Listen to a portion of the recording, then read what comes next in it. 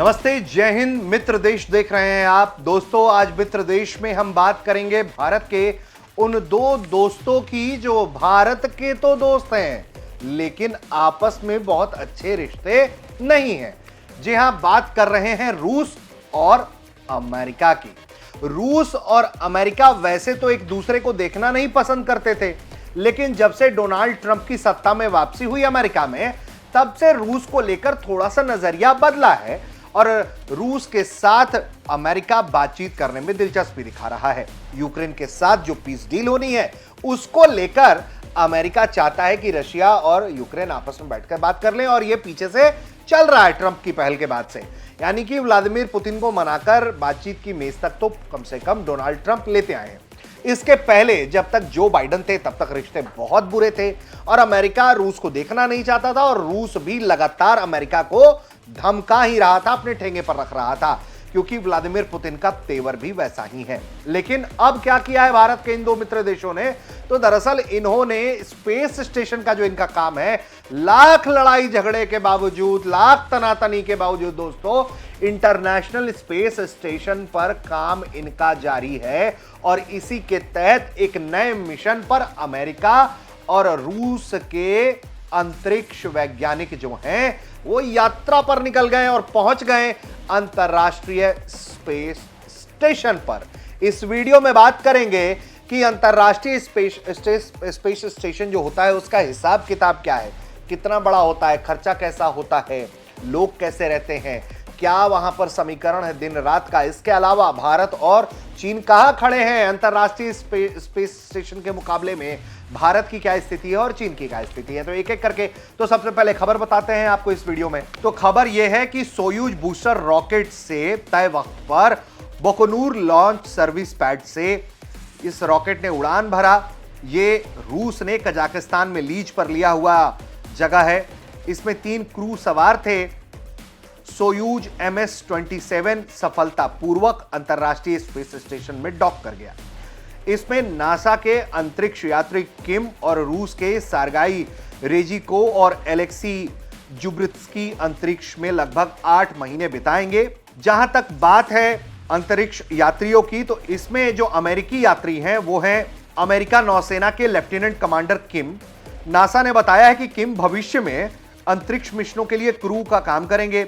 इसके अलावा पृथ्वी पर लोगों को लाभ पहुंचाने के लिए वैज्ञानिक जांच और तकनीकी प्रदर्शन करेंगे। किम लॉस एंजलिस के मूल निवासी हैं। वो अमेरिकी नौसेना के लेफ्टिनेंट कमांडर हैं और फ्लाइट सर्जन भी हैं। वहीं मिशन कमांडर के रूप में रिजिकोव जो हैं वो गए हैं, जो व्यापक अनुभव है उनके पास। उन्होंने पहले अंतरिक्ष में 358 दिन से अधिक वक्त बिताया है। किम, रिजिको और जुब्स्की नासा के अंतरिक्ष यात्री डॉन पेटिट, एनी मैकलन और Nicole Ayers, Japan Aerospace Exploration Agency के अंतरिक्ष यात्री तुकाया ओनिशी और रूसी अंतरिक्ष यात्री एलेक्सी ओविनिचिन, इवान वैगनर और किरिल पेस्कोव के साथ अंतरिक्ष स्टेशन पर शामिल होंगे, काम करेंगे। और इसका मकसद क्या है? इसका मकसद क्या है ये भी आपको जानना जरूरी है।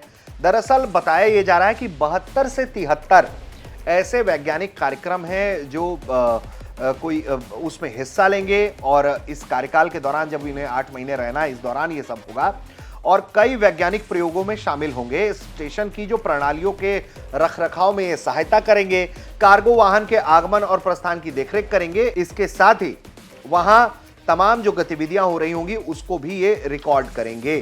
तो ये तो खबर हुई।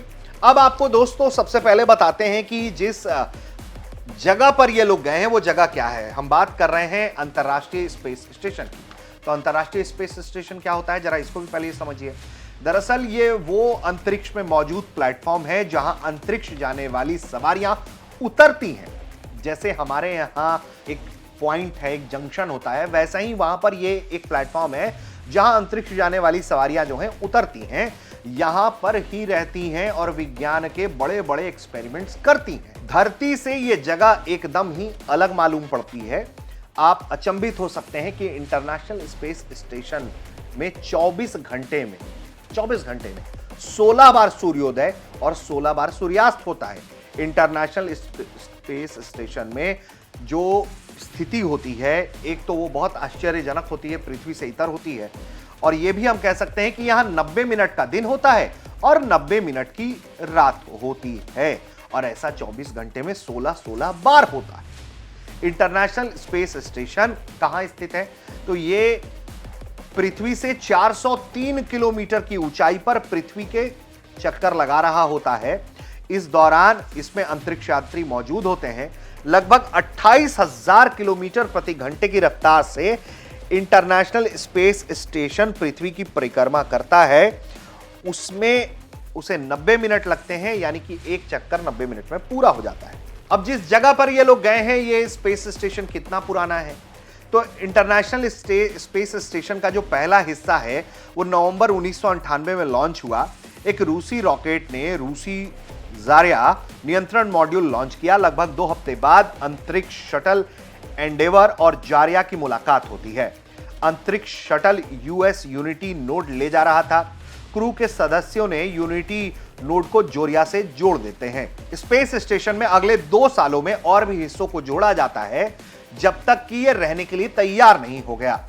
इंटरनेशनल स्पेस स्टेशन में पहला चालक दल जो है वो 2 नवंबर 2000 को पहुंचता है। तब से लोग अंतरिक्ष स्टेशन पर रह रहे हैं। समय के साथ और इक्विपमेंट जोड़े गए हैं। नासा और दुनिया भर के उसके साझेदारों ने साल 2011 में अंतरिक्ष स्टेशन का निर्माण जो है वो पूरा कर लिया था। अब ये कितना बड़ा है जो यहां लोग रह पाते हैं, जरा इसका हिसाब किताब भी समझिए। अंतरिक्ष स्पेस स्टेशन का जो आकार है वो 5 बेडरूम वाले घर या 2 बोइंग 747 जेटलाइनर जितना है।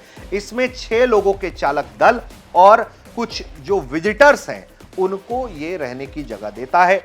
पृथ्वी पर अंतरिक्ष स्टेशन का जो वजन है वो लगभग 10 लाख पाउंड के करीब होगा।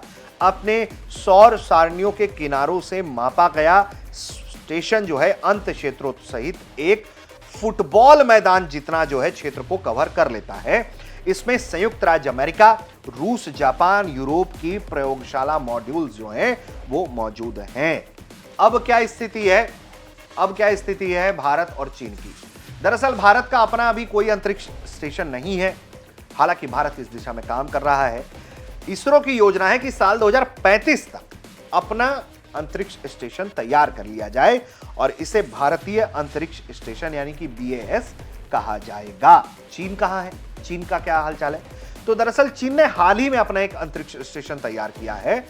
इस स्पेस स्टेशन का नाम है तियागोंग अंतरिक्ष स्टेशन। यह पृथ्वी से 340 से 450 किलोमीटर के बीच लो अर्थ ऑर्बिट में बनाया गया है। यह चीन के मानव युक्त अंतरिक्ष कार्यक्रम का हिस्सा है और चीन का पहला दीर्घकालिक अंतरिक्ष स्टेशन है। चीन कम से कम 10 सालों के लिए अपने नए तियागोंग मल्टी मॉड्यूल अंतरिक्ष स्टेशन का संचालन करने जा रहा है। तो दोस्तों, एक तरफ जहां जियोपॉलिटिकल लड़ाई है, जहां सारे देश जो हैं, यूरोप है, अमेरिका है, रूस को देखना नहीं चाहते हैं, वहीं दूसरी तरफ अंतरराष्ट्रीय स्पेस स्टेशन में रूस के साथ अमेरिका मिलकर काम कर रहा है और अपने यात्री भेज रहा है। तो जब यह बार बार बात कही जाती है कि दूसरों की देखा देखी अपनी दुश्मनी ना बढ़ाएं, समझदारी से काम ले, तो यही है जियोपॉलिटिक्स, जहां एक तरफ दोनों देश एक दूसरे को खाने पर तुले रहते हैं, एक दूसरे की बर्बादी पर तुले रहते हैं, धमकी देते हैं, वहीं दूसरी तरफ ये काम भी कर रहे होते हैं। और इन सब के बीच खड़ा है भारत, जो बहुत ही अच्छे तरीके से समझदारी से जो बात कह रहा था वो अपना बैलेंस बनाए रखता है। रूस के साथ भारत के संबंध ऐतिहासिक हैं और अमेरिका से भी भारत के संबंध बहुत मजबूत रहे हैं। तो ये थी मित्र देश की खबर। आगे किसी नए वीडियो पर करेंगे बात। आप देख रहे थे भारत तक।